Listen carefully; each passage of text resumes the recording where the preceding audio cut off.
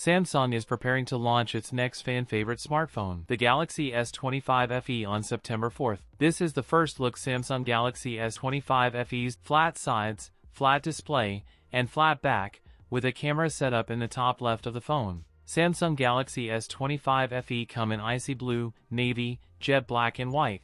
A 6.7-inch dynamic AMOLED display is widely expected, larger than the base Galaxy S25. A 120Hz panel for fluid scrolling, gaming, and smoother animations. The handset boasts a 50MP main camera with OIS, a 12MP ultrawide, an 8MP telephoto with 3x optical zoom, and OIS, a 12MP selfie camera. Galaxy S25 FE will feature the Exynos 2400 chipset, paired with 8GB of RAM and 128 or 256GB of storage. The S25 FE is expected to launch with Android 16 and One UI 8 out of the box. Battery size: a 4900 mAh battery with support for 45W wired and 15W wireless charging. That's it for today's video. If you enjoyed it, don't forget to like, comment, and subscribe for more content. Thanks for watching, and I'll see you in the next one.